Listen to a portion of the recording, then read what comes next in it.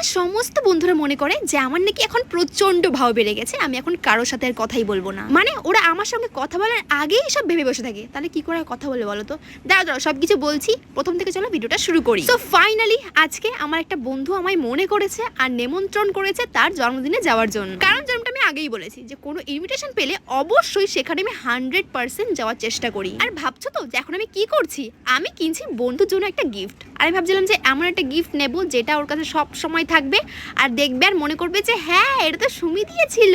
যদি ওর তাও মনে না থাকে তো তার জন্য আমি ভালো করে উপরে নামও লিখে দিয়েছি। তো বেসিক্যালি এটা ছিল একটা ইউনিক মিরর যার মধ্যে ফটো সেট করা যায়, মানে বেশ সুন্দর লাগলো আমায়। আমি তো প্রথমবার দেখেছি, তো আমি বন্ধুর জন্য নিলাম, তো ভাবলাম যে পরে আমার ঘরটা কমপ্লিট হয়ে গেলে দেন আমিও আমার নিজের জন্য নিয়ে নেবো। আচ্ছা এবার তোমরা বলো, যদি তো আমার জায়গায় তোমরা থাকতে এই দোকানে তুমি বন্ধুর জন্য কি গিফট পারচেস করতে, আমাকে কমেন্টে জানিও। আমি তো চাই সবসময় এরকম জিনিস দেবো যেগুলোর ঘরে থাকবে আর দেখবে আর মনে করবে যে এটা সুমি দিয়েছিল, বা আমার মুখটা মনে পড়ে যাবে।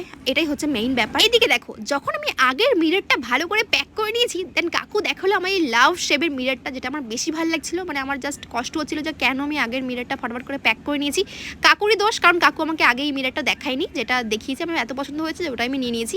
যাই হোক, এখন আর কিছু করার নেই। সো ফরওয়ার্ড বন্ধু বাড়ি পৌঁছে গেলাম। এই যে হচ্ছে সৌরভ, যার ছিল আজকে জন্মদিন, আর বন্ধু হচ্ছে আমাদের ফটোগ্রাফার। যেমন তোমরা দেখতেই পারছো নিজের জন্মদিনে নিজে খুব ভালো ভালো সুন্দর সুন্দর ফটো তুলে একদম সোশ্যাল মিডিয়া ভরিয়ে দিয়েছে। এন্ড এবার আসি আমার বন্ধু বান্ধবীদের কথায়, যারা মনে করে যে আমি এখন বিশাল বড় সেলিব্রিটি হয়ে গেছি বা কিছু হয়ে গেছি, এত ইউটিউবে সাবস্ক্রাইব বেড়ে গেছে, মানে আমি এখন আর কারোর সাথে কথা বলবো না, মিশবো না, এই ব্যাপারটা ওদের মধ্যে চলে আসছে। এটা কিন্তু বেসিক্যালি সবাই মনে মনে ভেবে ডিসাইড করে নিয়েছে। এইবার তোমরা ভাবছো না যে তুমি তাহলে মনের কথাটা জানলে কি করে? হ্যাঁ বলছি, দাঁড়াও। যখন আমি আমার কোনো ফ্রেন্ডকে কল করে বা মেসেজ করে জিজ্ঞাসা করি কেমন আছিস বা কি খবর, কি করছিস, তখন সবাই আমায় একটা কথাই বলে যে তুই ফোন করলি, বাপরে এত বড় সেলিব্রিটি হয়ে আমায় ফোন করলি, আমি তো ভাবতেই পারছি না।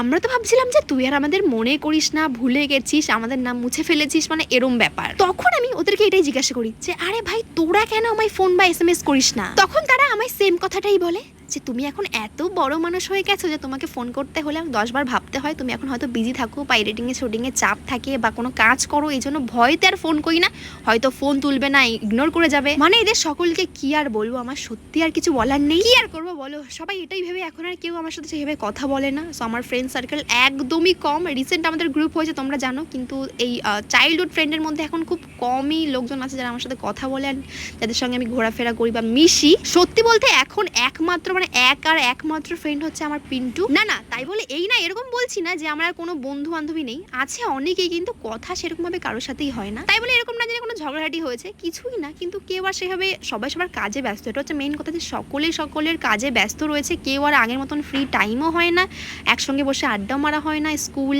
তারপরে টিউশনে গিয়ে যেরকম কথা বলা হতো, ঘোরাফেরা হতো, সেরকমটা এখন আর হয় না। সো দিনগুলো সত্যি মিস করি, সেই বন্ধু বান্ধবীগুলোকেও মিস করি। এখন সবাই সবার কাজেই ব্যস্ত, এটা হচ্ছে মেইন কথা। তারপরে তো আছেই বাকি জিনিসগুলো, আর বললাম না। আর বেসিক্যালি আজকে যার জন্মদিন আমি এসেছি ওর নাম হচ্ছে সৌরভ। ও হচ্ছে আমাদের গ্রুপে ছিল সব থেকে দুর্দান্ত মানে বদমাস ছেলে, কিন্তু ছেলেটা মন থেকে খুব ভালো ছিল। বাবা যদি ভিডিওটাও দেখে না ভাববে সুমি আমাকে এত তারিফ করছে আমার নামে, আলাদাই ব্যাপার তাই না? ভাই যদি তুই ভিডিওটা দেখিস তোকে আমি একটা কথা বলতে চাই, বেশি হাওয়াই উড়িস না। তুই আমায় নিমন্ত্রণ করেছিস বলে তোকে আর তোর নামে একটু ভালো ভালো বলে দিলাম, এটা হচ্ছে কথা। যাই হোক, অনেক মজা করে ফেলেছি। এদিকে দেখো পিন্টু তার ফেভারিট ইউটিউবারের ভিডিও আমায় দেখাচ্ছে। বলো তো কার ভিডিওটা দেখছে, কমেন্টে জানাও তোমরা।